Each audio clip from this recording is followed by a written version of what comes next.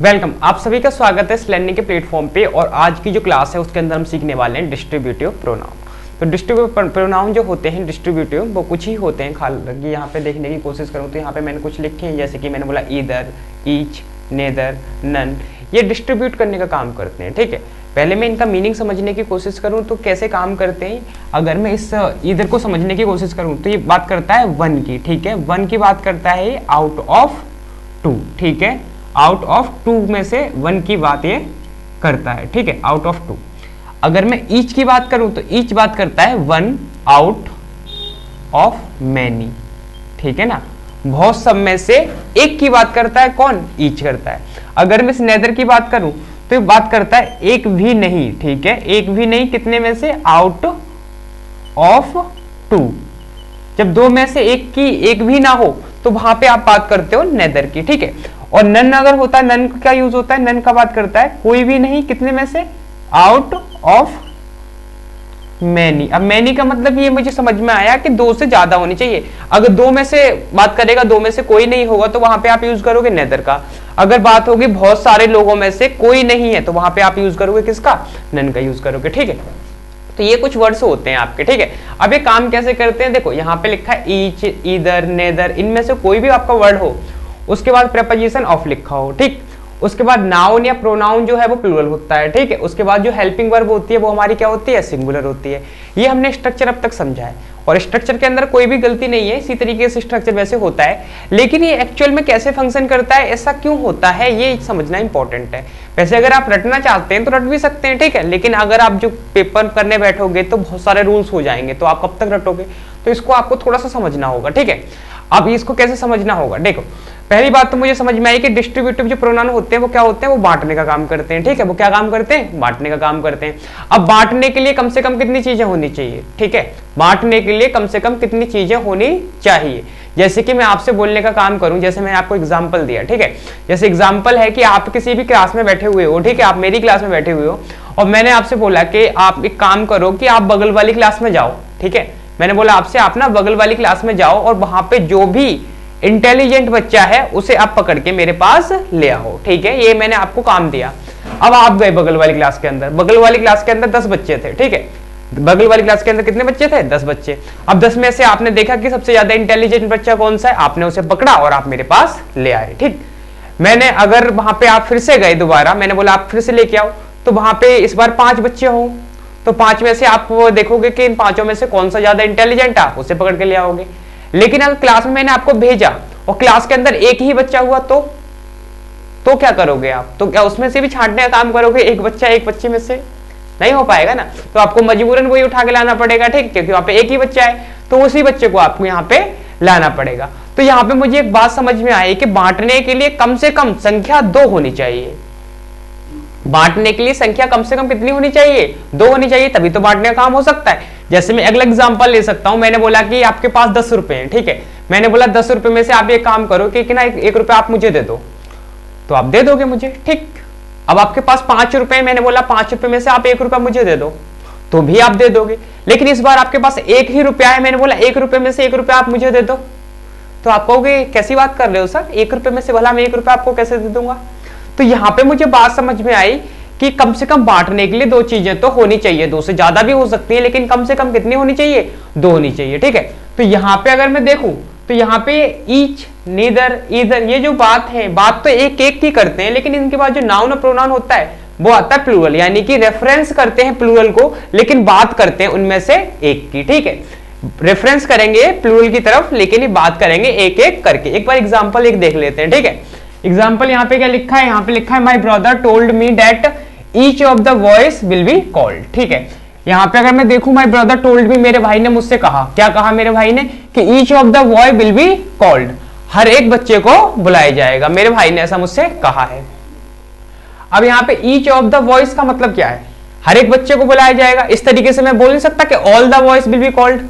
Each of the boy की जगह पे मैं बोल सकता हूं कि हर एक बच्चे को बुलाया जाएगा, यानी कि ईच ऑफ द बॉय की बजाय मैं बोल सकता हूं ऑल द वॉइस। ठीक है, मैंने बोला ऑल वॉइस, बोल सकता हूं नहीं बोल सकता? बिल्कुल बोल सकता हूं। तो ईच लगाने का क्या मतलब है मेरा? ईच लगाने का मतलब क्या है मेरा? यहां पे अगर मैं बोलूंगा हर एक बच्चे को बुलाया जाएगा, एक बात हो गई। मैंने बोला सारे बच्चों को बुलाया जाएगा, एक बात होगी। अगर यहाँ पे ध्यान से समझने की कोशिश करो ना, मैं बोला हर एक बच्चे को बुलाया जाएगा, मैंने क्या बोला, हर एक बच्चे को बुलाया जाएगा, इसका मतलब एक भी बच्चा क्लास में रहना नहीं चाहिए, यानी कि एक एक बच्चे को बुलाना है, मतलब एक एक बच्चे को बुलाना है, तो एक एक भी बच्चा क्लास में नहीं रहना चाहिए। लेकिन बोलो सारे बच्चों को क्लास में बुलाने, तो ये थोड़ी सी नॉर्मल होगी, यानी कि ईच का मैंने यूज किया, तो ईच जो क्या है कि इंफोसिस कर रहा है, यानी कि जोर दे रहा है, किस पे जोर दे रहा है कि कोई भी बच्चा क्लास में रहना नहीं चाहिए। तो ये यहाँ पे इसका मीनिंग निकल रहा है, ठीक है। तो यहाँ पे अगर मैं इस क्वेश्चन को समझने की कोशिश करूं तो यहाँ पे इसमें तो मुझे कोई गलती नहीं दिख रही, क्योंकि यहाँ पे ईच आपका प्रोनाउन है, और इस ऑफ की अगर मैं बात करूं तो ऑफ अपने आप में क्या है, प्रीपोजिशन, और प्रीपोजिशन के बाद आने वाला केस कौन सा होता है, जरा बताने का काम करें। प्रीपोजिशन के बाद जो केस आता है वो ऑब्जेक्टिव केस होता है। तो बॉयज अपने आप में क्या है, नाउन, और नाउन क्या काम करता है, नाउन दो काम करता है, वो सब्जेक्ट बन सकता है, वो ऑब्जेक्ट बन सकता है। तो यहाँ पे ऑब्जेक्ट का काम कर रहा है शायद, ठीक है। तो यहाँ पे क्या है, ऑब्जेक्ट है, उसके बाद सेंटेंस के अंदर कोई भी एरर नहीं है। इस ऑफ को भी अगर आप समझना चाहो, अपने आप में क्या है, प्रीपोजिशन है, ठीक है ना। ऑफ एक प्रीपोजिशन है, और प्रीपोजिशन के बाद आने वाले ऑब्जेक्टिव केसेस होते हैं, हमने पढ़ा है ये, ठीक है ना। प्रीपोजिशन के बाद जो आते हैं वो कौन से केस आते हैं, ऑब्जेक्टिव केस आते हैं। लेकिन ये जो ऑफ है ना, ये भी हमारी इंग्लिश ग्रामर के अंदर दो काम करती है। क्या काम करती है, एक तो बताती है चॉइस, और दूसरा बताती है पोजीशन। जैसे मैंने बोला कवर ऑफ कार, मैंने क्या बोला, कवर ऑफ कार, तो एक कार का पोजीशन बताने का काम कर रही है, ठीक है। तो ये पोजीशन बता रही है यहाँ पे। और मैंने बोला दूसरा सेंटेंस, मैंने बोला वन ऑफ माई फ्रेंड, ठीक है, one of my friend will get good marks. तो मेरा एक दोस्त यहाँ पे चॉइस बताने की कोशिश कर रहा है, ठीक है, यहाँ पे चॉइस बताने की कोशिश कर रही है, ठीक है। तो ये दो काम करती है, ठीक। अब उसके बाद अगर देखूं तो ऑब्जेक्टिव केस यहाँ पे क्या लिखा है, अपने लिखा है वॉइस। तो वॉइस अपने आप में क्या है, वॉइस अपने आप में आपका नाउन है, और नाउन दो काम करते हैं, क्या क्या बनने का, एक सब्जेक्ट बनने का, एक ऑब्जेक्ट बनने का। तो यहाँ पे नाउन हमारा प्लूरल है, हमें कोई दिक्कत नहीं है सेंटेंस के अंदर, ठीक है।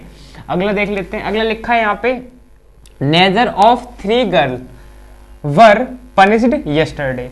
अभी neither of 3 girls were punished yesterday, अगर आप यहाँ पे ध्यान से समझने की कोशिश करोगे तो यहाँ पे क्या लिखा है, 3। अब 3, अभी नेदर किसकी बात करता है, दो में से कोई भी नहीं, ठीक है। नेदर बात करता है दो में से कोई भी नहीं, लेकिन यहाँ पे तो 3 लिखा है, तो 3 अपने आप में क्या हो गया, 2 से ज्यादा हो गया। अगर 2 से ज्यादा हो गया तो उसके लिए आप क्या लगाओगे, आप लगाओगे नन। तो यहाँ पे मुझे क्या लिखना चाहिए था, मुझे लिखना चाहिए था यहाँ पे नन, ठीक है। आप मैं क्या लिखूंगा यहाँ पे, नन, मैंने नन लिखा। अगली बात मैं देखूं तो यहाँ पे प्लूरल नाउन चाहिए मुझे, तो गर्ल तो सिंगुलर है, तो यहाँ पे मुझे क्या लिखना चाहिए, गर्ल्स, ठीक है। गर्ल्स लिखा मैंने। अगर मैं इसको और आगे समझने की कोशिश करूं तो यहाँ पे क्या लिखा है, ये लिखा है मेरा वर। अगर मैं ध्यान से देखूं तो ये वर इसके हिसाब से शायद उन्होंने लगाया है, लेकिन हमें पता है ये तो हमारा सब्जेक्ट है ही नहीं, ठीक है, क्योंकि ये प्रीपोजिशन के बाद आ रहा है। ये प्रीपोजिशन के बाद जो आ रहा है वो हमारा ऑब्जेक्ट होता है, तो यानी इसका सब्जेक्ट कहीं ना कहीं ये नन है, ठीक है। तो ये नन अपने आप में क्या है भाई, सिंगुलर के लिए हैज लगाते हैं, हमने समझा है स्ट्रक्चर। तो हमें क्या लगाना चाहिए, यहाँ पे हैज लगाना चाहिए। अगला सेंटेंस देख लेते हैं, यहाँ पे लिखा है either of you 4 know the answer. Either बात करता है दो में से एक की, लेकिन यहाँ पे तो 4 लिखा है, ठीक है। अगर आपको कि यहाँ पे काम करते हैं, आप ना 4 हटा के 2 लिख देते हैं, ठीक है। आप क्या करते हैं, यहाँ पे 4 हटा के 2 लिख देते हैं, तो भैया ये वाला सेंटेंस आपका गलत हो जाएगा, ठीक है। तो ऐसा आपको नहीं करना, आपको क्या करना है कि आपको प्रोनाउन चेंज कर देना। जैसे यहाँ पे ईदर लिखा था, तो ईदर की जगह पे आप क्या कर सकते हो, आप इधर की जगह पे क्या कर सकते हो, यहाँ पे आप लिख सकते हो ईच, ठीक है। Each of you 4, each of you 4 know the answer. Know की जगह पे आप नोस करना होगा, क्योंकि सिंगुलर हेल्पिंग वर्ब लेते हैं ये, ठीक है। नेक्स्ट सेंटेंस लिखा है any of you 2 have done their work. यहाँ पे लिखा है any of you 2 have done their work. तो यहाँ पे अगर मैं एनी को देखूं तो एनी के बाद क्या है, 2, तो 2 का मतलब क्या समझ में आता है, 2 में से 1, 2 में से 1 की बात कर रहा है, 2 में से 1 की बात कर रहा है, उसके लिए तो हमने इधर समझा है। तो यहाँ पे आपको क्या लिखना होगा, आपको लिखना होगा यहाँ पे ईदर, ठीक है, ईदर ऑफ यू 2, ठीक है। उसके बाद अगर आगे प्रोसीड आप करोगे तो यहाँ पे हैव लिखा है, तो हैव तो प्लूरल का काम करता है, तो यहाँ पे इसे हटा के आपने सबसे पहले लिखा है यहाँ पे हैज। अगर मैं आगे देखने की कोशिश करूं तो ये देयर किसके लिए लगाया गया, देयर तो प्रोनाउन मतलब प्लूरल होता है, लेकिन यहाँ पे तो हमें सिंगुलर चाहिए, तो इसके हिसाब से आपको ये भी हटाना होगा। आपको हटा के यहाँ पे क्या लिखना होगा, हिज, ठीक है।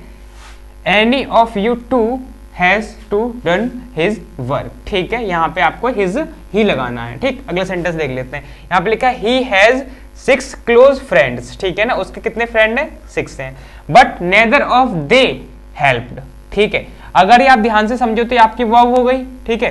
ये आपका सब्जेक्ट मान लेते हैं इस वर्ब का, ठीक है। और ये आपका क्या हो गया, ऑफ हो गया। और ऑफ के बाद आने वाला ऑब्जेक्टिव केस होता है, आपने देखा है। तो यहाँ पे ऑफ के बाद, तो यहाँ पे ये गलत हो गया, इसे आपको क्या लिखना चाहिए, आपको लिखना चाहिए इसे देम। ठीक है, पहली बात समझ में आएगी, इसे आपको क्या लिखना चाहिए, देम लिखना चाहिए।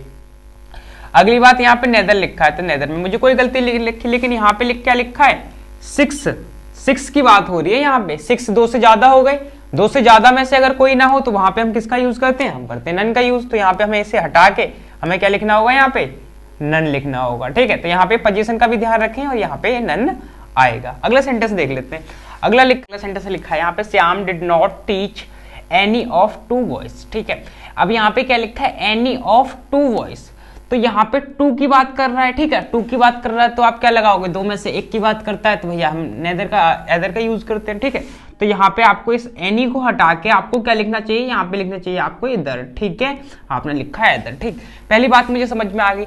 इस वाले सेंटेंस को एक और तरीके से ठीक किया जाता है। अगर मैं क्या करूं कि मैंने यहाँ पे नेदर का यूज कर दूं, और नेदर का यूज करके मैं क्या करूं, डिड नॉट को यहाँ से हटा दूं, और डिड नॉट की जगह पे मैं टीच को सेकंड फॉर्म में चेंज कर दूं टॉट में, यानी कि Shyam taught neither of 2 boys. ठीक है, इस तरीके से भी इसे बना सकता हूं, Shyam taught neither of 2 boys. इस तरीके से भी इसे ठीक किया जा सकता है। तो सेंटेंस को 2 तरीके से ठीक किया जा सकता है। ठीक, लेकिन अगर मैं देखने की कोशिश करूं तो इस तरीके से करना ज्यादा बेटर होगा। तो ये वाला जो स्ट्रक्चर था, आज हमने डिस्ट्रीब्यूटिव प्रोनाउन हमने समझने की कोशिश की और सही से हमें समझ में आए। ठीक है, तो ये जो होते हैं क्या करते हैं, इसे अपने आप में क्या रहते हैं, सिंगुलर, यानी एक टाइम पे एक की बात करते हैं, और यहाँ पे हम प्रीपोजिशन ऑफ का यूज करते हैं। उसके बाद जो नाउन या प्रोनाउन जो भी हमारा आएगा, पहली बात तो वो ऑब्जेक्टिव केस में आएगा क्योंकि प्रीपोजिशन के बाद है। उसके बाद वो प्रोनाउन या नाउन जो होगा वो कैसा होगा, प्लूरल होगा। ठीक है, लेकिन उसके साथ हम हेल्पिंग वर्ब लगाएंगे सिंगुलर। बात को थोड़ा सा याद रखा जाए, पॉइंट टू बी नोटेड। उसके बाद हम सिंगुलर हेल्पिंग वर्ब लगाएंगे। अगर उसके बाद कोई पोजीशन दिखाने का काम कर रहा है, जैसे यहाँ पे हिज समझा था हमने, तो वहां पे हम सिंगुलर ही पोजीशन दिखाएंगे। हिज हो सकता है, हर हो सकता है। ठीक है, तो वो आप देख लेना। ठीक, तो आइए थी आज की क्लास, और आज की क्लास में हमने डिस्ट्रीब्यूटिव प्रोनाउन सीखे, और मैं आशा करता हूं कि आपको अच्छी तरीके से समझ में आया होगा। अगर आपको कोई डाउट हो तो आप कमेंट में जरूर पूछें, and I see you in next lesson. Till then take care and have a good day ahead.